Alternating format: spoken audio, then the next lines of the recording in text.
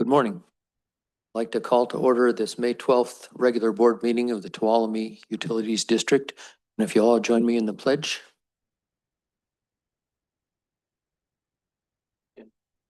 Pledge allegiance to the flag of the United States of America, and to the republic for which it stands, one nation, under God, indivisible, with liberty and justice for all.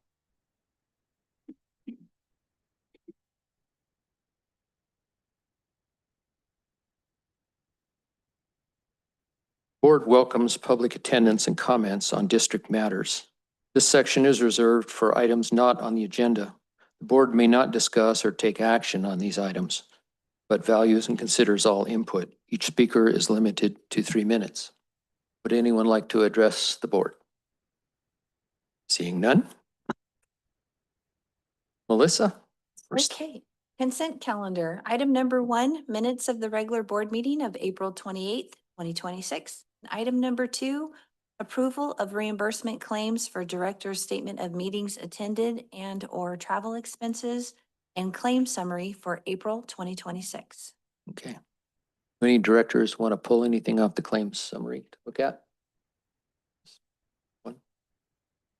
What do we got? Okay.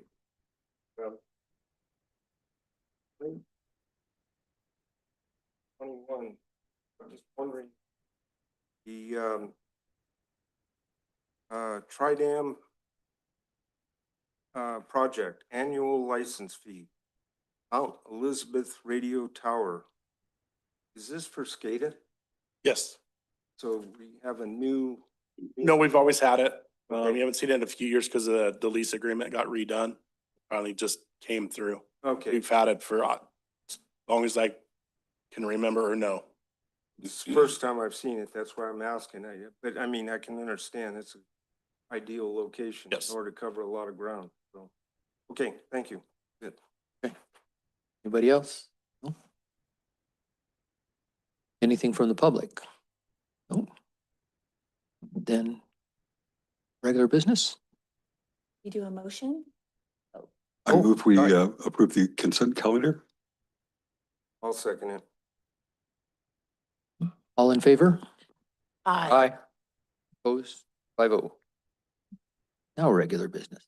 Okay, item number 3, consider executing consulting services agreement with Blackwater Consulting Engineers, Inc. for design and bidding services related to the grant-funded Mueller Mutual Water System Consolidation Project. President, members of the board, good morning. Here to present this item. It's a bit of a mouthful. I'm going to give you a little background before we jump into the actual item because it has been a while since this was discussed with the board. Mueller Mutual Water Company. They are located in between Ponderosa Hills and Tuolumne. They are a treated water wholesale customer of the district, meaning they receive water through a 2-inch meter from us, treated water, and then they distribute that water through their own customer meters and they bill their own customers and they maintain their own distribution system. They have 55 customers, so it's not a very large water system. Unfortunately, they have substandard storage, almost non-existent storage, really. Their pipelines are undersized, they don't have fire flow, and they have a lot of deferred maintenance. So they reached out to us in 2019, 7 years ago now, and expressed an interest for a consolidation. At that point, we said, well, you'd need to pursue a planning grant with the state.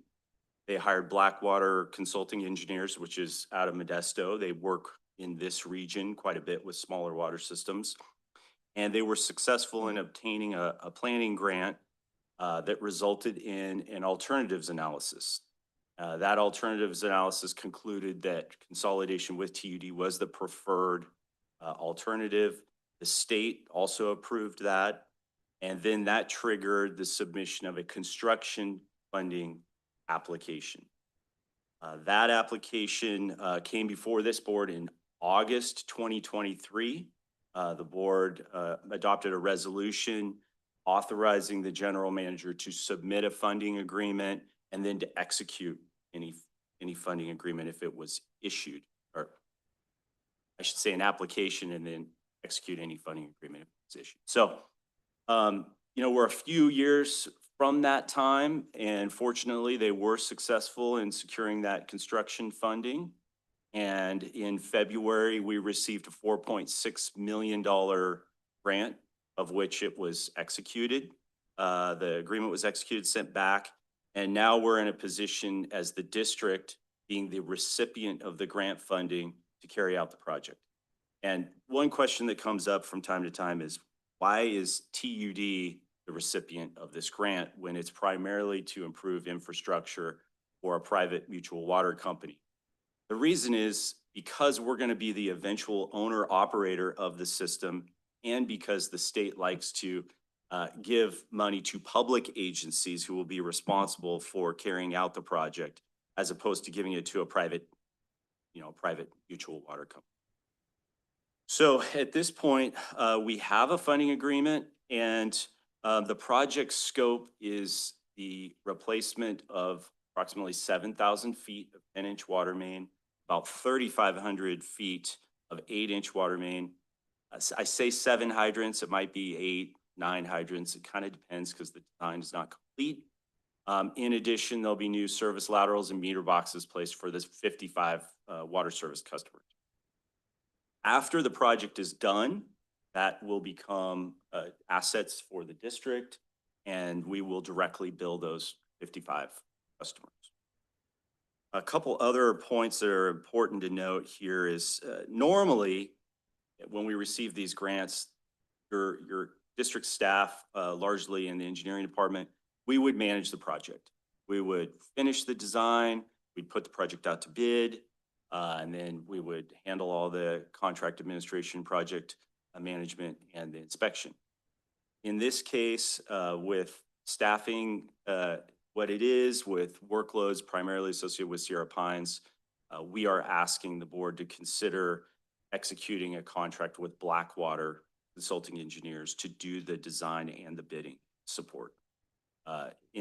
If we were to not work with and outsource this task, it probably would be a year or two delay in being able to deliver this project, just because we've got a lot of other work in front of us. I will say that the grant covers all of the costs associated with Blackwater, in addition to your staff's time to manage the project and our inspection. And there are a few added benefits worth noting here. Once the project is done, we will receive about a $220,000 capacity charge paid from the grant to the district to offset the storage capacity that they use in our upstream tanks. We will also see vastly improved fire protection. If you're aware of the area, if you've ever walked the railroad grade out in Tuolumne, there's a little parking area next to Buchanan Line Road. That ridge line going, I would say that's northeast, maybe more east, all the way up to Ponderosa Hills. That's where this project would take place. And there's, it's right on the rim of the canyon, very high and severe fire hazard. So that's another benefit. I should also point out, we do have a cash impact to the district on this. It's more than offset by the capacity charge revenue we would receive, but we asked the state if we could upsize the pipeline from an 8-inch to a 10-inch. And really an 8-inch is all that's needed to consolidate for the 55 customers and provide them the fire protection they need. And it was not eligible for grant funding. So our cash contribution to this project would be the difference in cost between an 8-inch and a 10-inch pipe. And when you look at material costs and whatnot, I estimate that to be less than $150,000. The reason we want to upsize that pipe from 8 to 10 inch is because currently the Tuolumne city area is served by one tank. There are ways we've worked on to bring some water through the rancheria into Tuolumne, but by and large, Tuolumne is served by one tank, and that tank is, 16, thank you. All right, well, 16 years old, meaning it's coming due for a recoat. The only way we can recoat that tank is to drain it. And so if we drain that tank, we need to have an alternative source of water. to have continuity of service, but also to provide fire protection. And the hotel for the casino is connected to the grid of water. So they have they have the largest fire flow demand in the system. So this 10-inch line would allow us to eventually convey water from the upper Ponderosa Hills system to Tuolumne system. It won't actually make that connection. There'll be a stub, and then our crews can come back at a later date and make that connection. That's important to note. All of that to say is that really we're asking here before the board today your approval to award this contract to Blackwater. We've worked with them in the past and are confident in their ability to finish the design. Currently at 30%, needs to be taken to 100%. If we approve the contract, they would do that this year, and then we would bid the project in the spring of next year and ideally be in construction next year, one construction season. So the end of 2027 should have this system online, and we would directly. I think I've covered most of it, but happy to answer any questions. Thank you for the presentation, Eric. Questions from the board? I got one. So you said if we do it in-house, it's gonna take 2 years, but you're talking a year anyway, a year and a half. Is that correct? Just to have it sent out? But I should have clarified, if we were trying to undertake all this with our current staff, the design would be, and managing this would be a couple of years before we could even get into construction. And our construction crews are also fully allocated at the moment. So this is not a project that we would envision having our own crews construct either, just with Sierra Pines being the priority. It is nice when we do have enough time to do the design and the construction with our own forces, because on a grant like this, it pays all of our staff time. But in this particular case, we have higher priority projects that we're better off allocating our own forces to save more. Are you short-staffed in the engineering department? Well, we are currently recruiting. Thank you. All right, that's all I have. Okay, Eric, thank you for that. I appreciate it. So the only cost to TUD out of pocket is the 8 to 10 inch upscaling. Everything else is covered by the grant. And so is there even a need for an assessment district for the Mueller customers? Okay, so you're asking a great question, and Don and I met with Tony Krieg. He's the president of the water company weeks ago. His question was, will there be any rate impacts to our customers, like a surcharge assessment? Now, no one can be certain anymore with the construction and the bidding environment, but when we look at the grant is for 4.6 million, it looks favorable, but we don't want to give an impression that anything's a certainty at this point. One way or the other, what we can say is that our current ratepayers will not subsidize this consolidation. So if there is a cost overrun, the first option is to go back to the state and ask for a budget amendment, which is they're usually receptive to.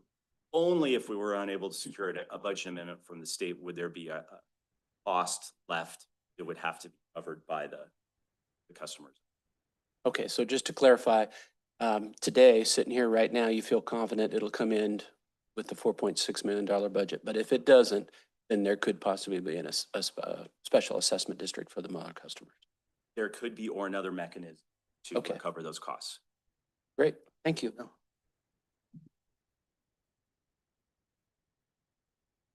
Excellent presentation. Thank you. Just what if you could tell us a little bit more about Blackwater? I know, it's a firm I've heard of throughout the years up and down the valley. Tell me more about our experience with them directly. Yeah, our experience directly with Blackwater has usually been, trying to remember, we usually haven't hired them directly. Typically, we have hired them directly, but typically They represent the smaller private mutual water companies in the Sierra Park, for example. They'll work with Rambling Hills Mobile Home Park, that obviously Moeller Mutual. They've worked with a number of them. And I'm going to make my comments specific to the water side because they have worked on the wastewater side for Jamestown Sanitary District. And those are different staff than the ones we're working with on this particular project. Sure. And they tend to do very well in terms of helping foster and steward the project along through the funding all the way through construction. They were also involved, and we did hire them to do, or they did do the plans for the Curtis Creek Elementary School consolidation down Standard Road. And they're very capable and competent. The state recognizes them as someone that they typically use for a lot of these consolidation projects. I don't have any concerns. Like I said, they've already produced the 30% plan set, and it looks fairly complete. Much better than some 30%. Yeah. Recent. So they were actually on board with Mueller prior to our involvement. Have we considered looking, not that I'm suggesting we do this, but if Mueller hadn't brought them to the table, are there other firms that we might have looked at to help us with this project? Yeah, I think so. I think so. I mean, Blackwater isn't a monopoly. They're just, they're very, very comfortable in this environment. Sometimes you bring in other consulting on and they don't understand what Division of Financial Assistance is. They don't understand what the role of Division of Drinking Water is. They don't really understand sometimes that there's a little bit of politics involved sometimes when there's consolidation. You have to kind of walk through the board at these private mutual water companies, what the alternatives are, and not come across as trying to heavy-handedly, give them a recommendation. Sometimes there's project report that's prepared. It evaluates all of the alternatives. There's a financial analysis. In this case, that was all done, and Moeller Mutual is, I should have said, they're very supportive of this project. Obviously, they're interested in having it done as quickly as possible, and this is the quickest way we can hire Blackwater. Thank you.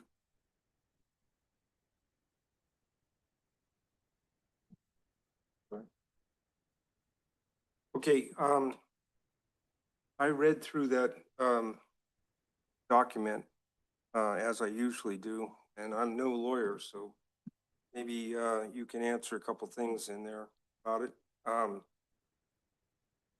First, they had a lot of outs, things that they're not responsible for, and things like that kind of concern me. And the way I read it, and I may be wrong, but it doesn't cover construction. It's up to construction. You are 100% correct, and that's deliberate. They provided you're not seeing the original scope they provided in. The original scope and fee did include all the way through construction. The cost was quite high, and I think that we're all ratepayers. We're all taxpayers, and there is a certain level of accountability with taxpayer funds, even if it is grant. And so when I looked at that scope and that fee, I thought, there's a clear delineation between bidding and construction inspection. And right there is a good place to break this. We do have an inspector, and he would be available for this project. So that was a way to save the project money because we can perform those services at much less cost and translate it into construction in the event that bids come back higher. Well, throughout the years, I've been a firm believer in using outside contractors and consultants where necessary in order to keep things moving forward at the fastest pace and best possible savings for the ratepayers. But in this case here, this kind of concerns me because one, it's small, 55 new. I can't understand why that would be that difficult to design. Two, we lose control of it now being done by an outside entity. which ends at the beginning of construction, which means there can be some disconnect between what's expected and what the contractor is going to produce. And that just seems to me like it would have been better to leave this all in-house to where we have full control of it, and our crews know exactly what's expected of them. So I'll address a few of those. One, we are in control. If we hire Blackwater, they're working for us. The plans need to be approved by us. So we're not ceding any control. The design isn't very complex. I'll totally give you that. It's not a very complex project. It's really more a time, staff allocation issue for us. Otherwise, we would design it ourselves and build it. It's just it's basically a choice between, do you want our crews out there putting a pipeline in for 55 customers, or up in Sierra Pines putting yard piping, saving dollars on that effort. So this is grant funded, and that's why we did it that way. I will say we've had experience with outside inspectors, and it hasn't been great. It's hard. That's when you do lose control, because they're not familiar with your standard details. And then you still have all the labor and staff time to manage the inspector. I see our inspector every day in the morning, and so it's much better to have that portion of the work controlled in-house. But the design will be approved by us. Okay, I mean, what you say makes sense up to a point, but it seems like we're still involved in this thing up to our eyeballs, so why not take care of it right from beginning to end? I mean, I see a bunch of staff time in this one way or the other. Matter of fact, as I read through the agenda item, I could see a ton of staff's time just in getting it ready to come to the board. Well, Blackwater has 1,163 hours in our proposal. So I'd like to see we're more efficient than Blackwater, but let's just say we aren't. That's 1,163 staff hours that we don't have in the engineering department to do what we would hire Blackwater. Okay. Thank you. Okay.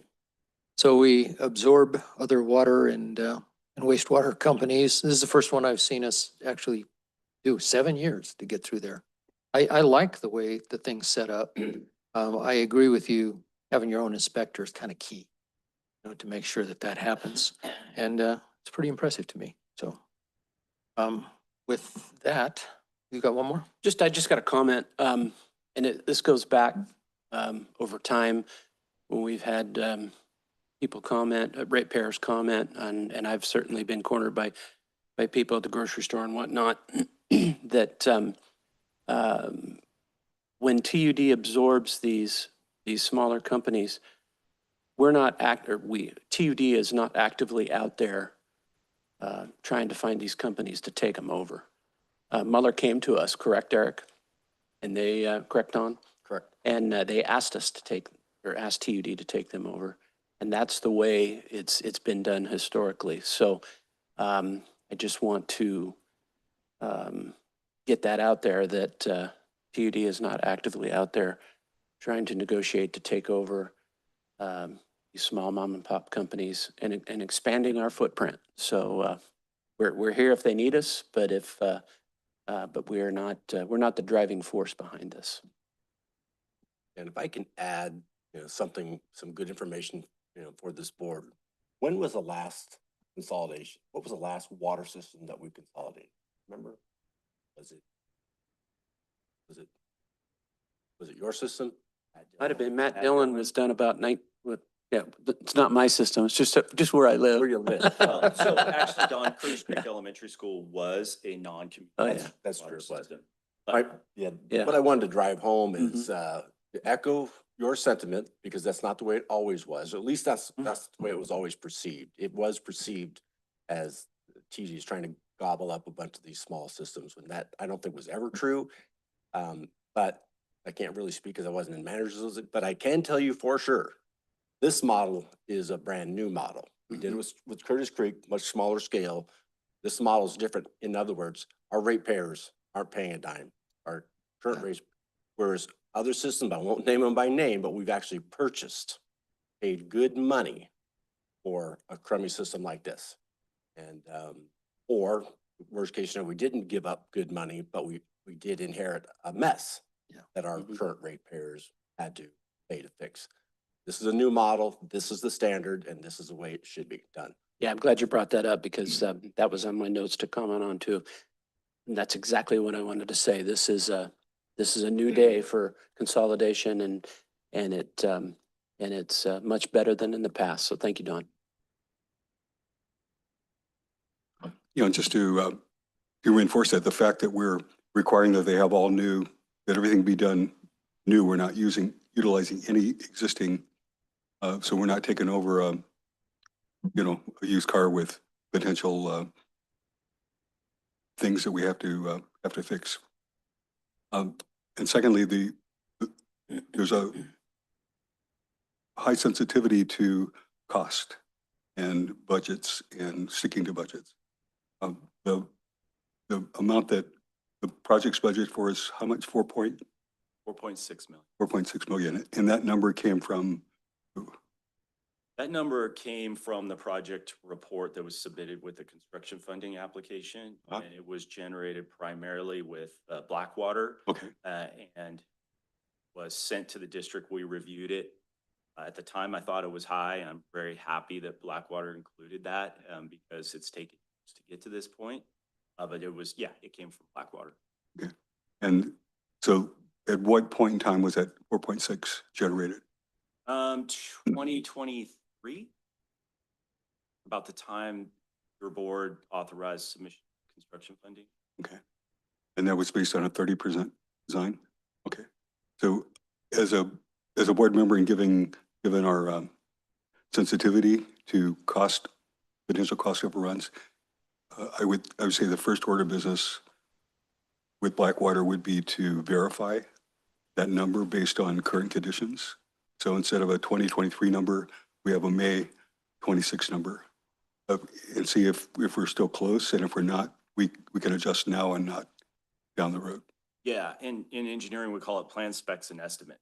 So PSE, that is in their scope. So we'll get a 60% plan specs estimate, and 90% we will confirm that.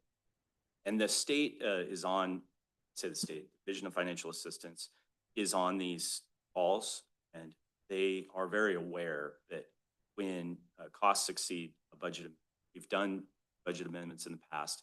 It's more just almost a paperwork exercise because the state recognizes that it takes them so long to issue these funding agreements that inevitably there's going to be change in cost when bids come. But just to maybe I'm repeating myself, but if we could, prior to the 60% design, based on the design they have in front of us, in front of them, based on the grant, which was based on 2023 dollars, if we could just have them spend a few hours up front prior to any further design effort and say, okay, is it 4.6 million now? Is it 4.3? Is it 4.0? Is it 5.6? You know, just to kind of anchor that prior to exerting any more design effort. Absolutely. That's my. We do that. We that's my will call. do that. We'll front load the state if we see a departure from the grant funding amount. And usually the state says, duly noted, we're going to wait till bids come. Because Got it. bids are the actual Yes. numbers, but That's the yes, we reason. will do that. I will say paving is kind of the big elephant in the room Right. on this project because, you know, oil and paving costs are quite high. And the good thing is this isn't a county main road. So it's really, what are we going to do to right by the residents out there and finish the budget on the paving side. Pipelines, we have fairly good. Excellent. Thank you. So, excuse me. So there are guidelines that this Blackwater has, and you are keeping track of when certain things are supposed to be done? Yes, it's in their scope of work in the end of this staff report. And so we'll be tracking budget in progress. So whenever they submit an invoice, they'll tell us how many hours they spent on a specific task, and we'll track what percent complete they are to that. But what they're forecasting is about $246,000 to get them in 1,100 hours to get them through the final design bidding. Then once, this will come back to the board if we go this route, and it will be a recommendation to award a construction contract with some contractor. And for that time, you folks will know, we're not going to award, I imagine this board would not award a contract unless you knew the grant was sufficient to cover all the costs. So we will cross that bridge before we get. So there is somebody in charge of watching over that, and we're not going to fall into the same problem we had the last time? What? Yes, Just asking. there are people responsible. Okay. Okay. Yeah, I'd said that I like this and, first time through. It seems to me like about a third of the work is actually digging out the pipes. 2/3 of the work is setting up the grants and getting them set up right. So we're helping out some potential customers that need the help. It's not costing us, our ratepayers, any money. That's pretty well set up. And it probably won't cost the Mueller people any money either. So I like it. I like all that. With that, if there's no other comments, I'd be looking for a motion. Oh, public comment. Sorry. Oh, nope. And then I'd look for a motion. I'll move to authorize the general manager to execute a consulting services agreement with Blackwater Consulting Engineers Incorporated in the amount of $246,543 for design and bidding services for the Mueller Mutual Water System Consolidation Project. I'll second that. We have a motion and a second. All in favor, say aye. Aye. Aye. Aye. Opposed? Nay. Passes 4-1. Thank you.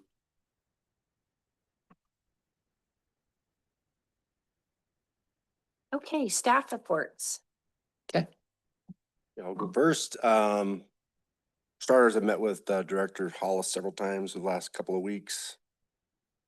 On May 6th, I attended the Walney County Natural Resources Committee, where the only real item on the agenda was some discussion over recommendations for outdoor recreation developments, which, how does that relate?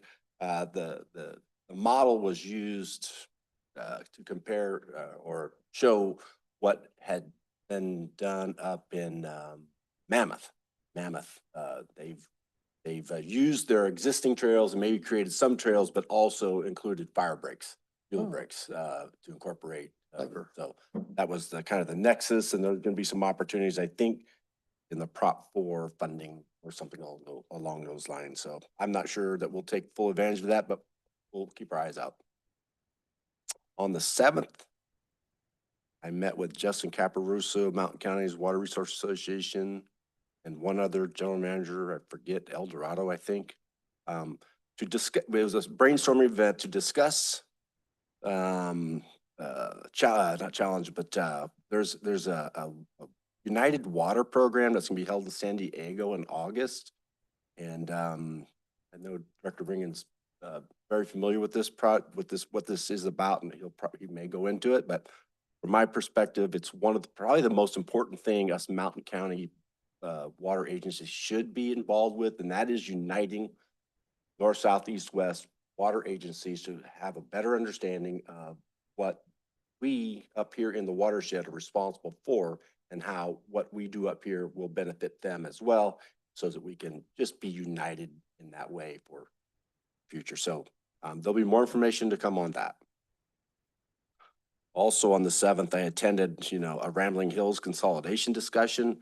I'd like to say this is early in the discussion, but I feel like there's been work outside of TUD's purview for some time. So that became sort of news to me the other day. But essentially, Rambling Hills has been working with some consultant and the state. With Blackwater, as a matter of fact. Oh, it is with Blackwater. Many of these older systems are coming to term like ours, right? The state really is looking at consolidation, and TUD is the likely and natural consolidation agency. So I think we're early on in the process here. I think we're several years away from a funding agreement on that. So more to come on that. Mhm.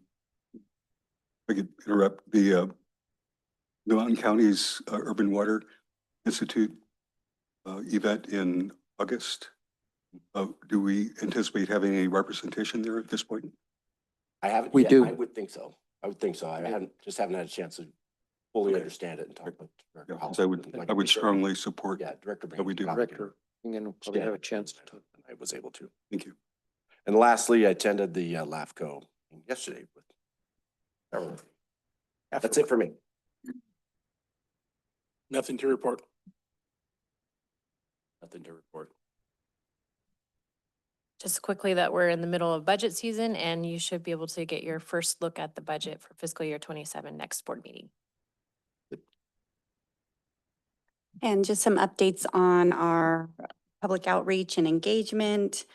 Last Thursday on the 7th, we hosted a 2Care tour for kids at the Regional Wastewater Treatment Facility for the Columbia Elementary 6th graders. It was really fun. Got a lot of really good feedback from them. Always do a good job down there. And then today we are at Somerville High Career Fair for the high schoolers. And just a reminder that next Thursday on the 21st of May, we have our Willow Springs Sewer Lift Station ribbon cutting and open house event. So I will be sending out a reminder this afternoon. So if you can RSVP if you haven't already, we'd love to have you there. And we have engaged with the Homeowners Association there. They've got it in their e-newsletter, invited Supervisor Campbell. It's his district, and just hoping for a good turnout there. So if you have any questions about that, let me know. Thank you. Next, we have director's reports. Maybe start with Dr. Jacobs. Thank you. So, President Hollis, I'd like some direction. I could spend a lot of time or a little time, a minute, 3 minutes, 5 minutes. Just let us know what you need to say. Okay, yeah, because there's a lot going on. Okay. A lot going on, so I'll try to make it brief. So I want to kind of open by kind of giving some perspective. Two numbers, one, number 4, and the other number is 60%.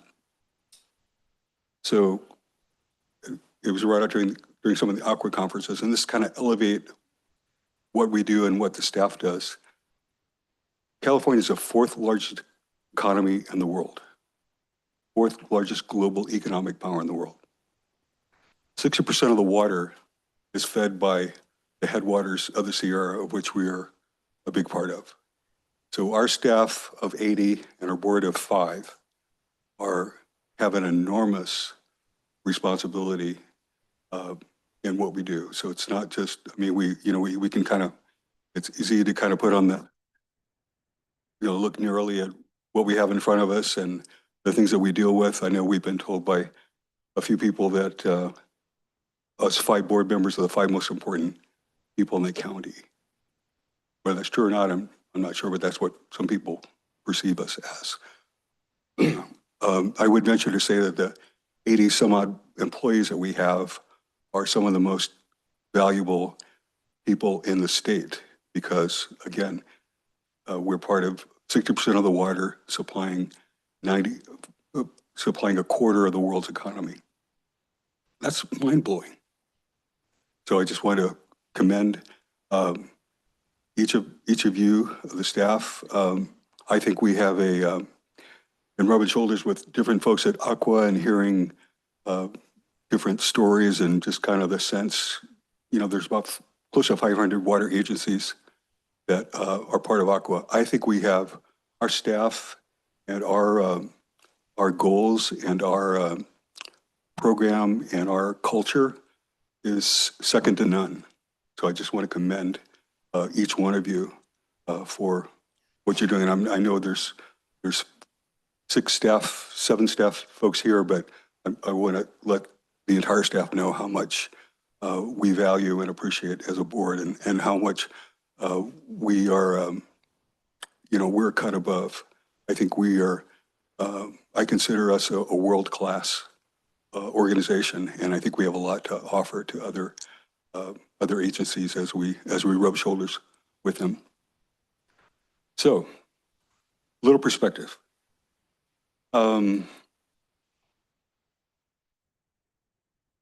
So there's a lot of minutia details. I don't want to get too buried in the details, but the Federal Advocacy Committee, which has been frankly overwhelming.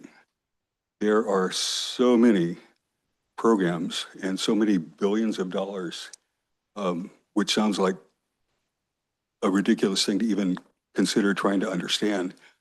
But when you break it down to the various governmental agencies, and each one of those funding bills have things that are set aside for specific projects. I think I mentioned in the last meeting that there were a couple different projects that were funded. So out of that vast ocean of funding, there are things that we can capture and have captured. And but I just want to position us to continue to capture them. I think the staff's done a great job. I don't want to in any way, shape or form say that we're not doing a good job. We're doing a great job. However, we need to maintain our vigilance, and I think, and also be open to the fact that there may be additional things we could do, or additional opportunities we can seek, additional resources we can tap into to do even better. So, thank you, staff, for doing a great job, and I want to do, as a board member, I want to do what I can to support and to enable and to further the good work that we've done. So there are, I won't bore you with, there's probably half a dozen committees I've attended to relative to federal policy. Just last week the week before last, there were 3 federal affairs subcommittees: drinking water and energy, infrastructure and agriculture, and water supply. 3 subcommittees that had Zoom meetings prior to the Federal Affairs Committee meeting at the conference. So there's a lot going on. So I won't go into the details on that. How are we doing, President? That sounds good. Wallace? The 4 and the 60, I think you're right on point. I think that's what Don Perkins and Ron Ringen are already talking about with San Diego. Appreciate you doing that. Thank you. You're welcome. Director Ringen. Okay.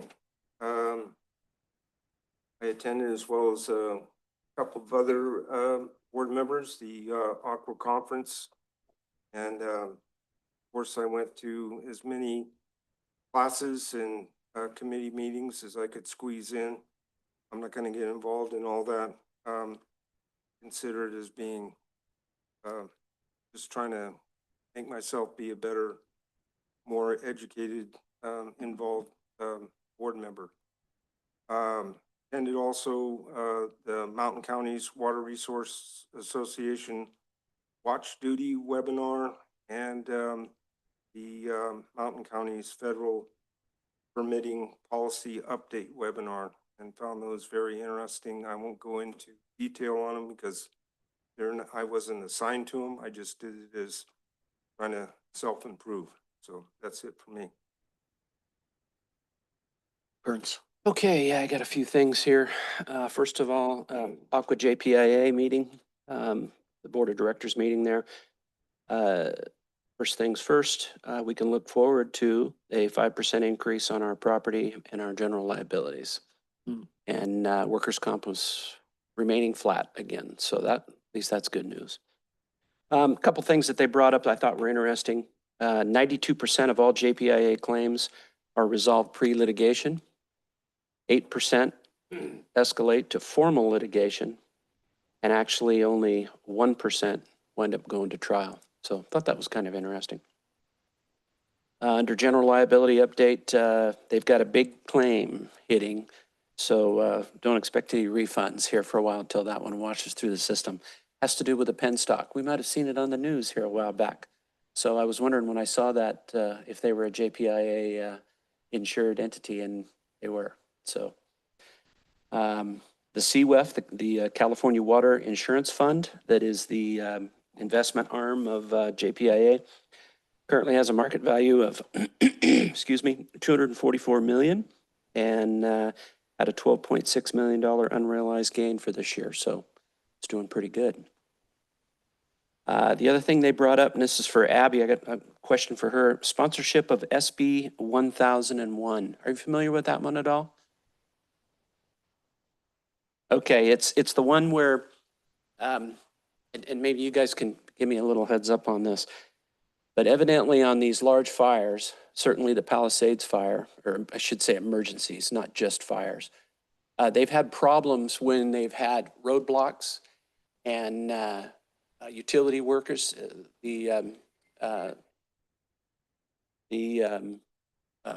law enforcement agencies wouldn't allow utility workers to go through the roadblocks to keep the tanks full and keep the pumps running.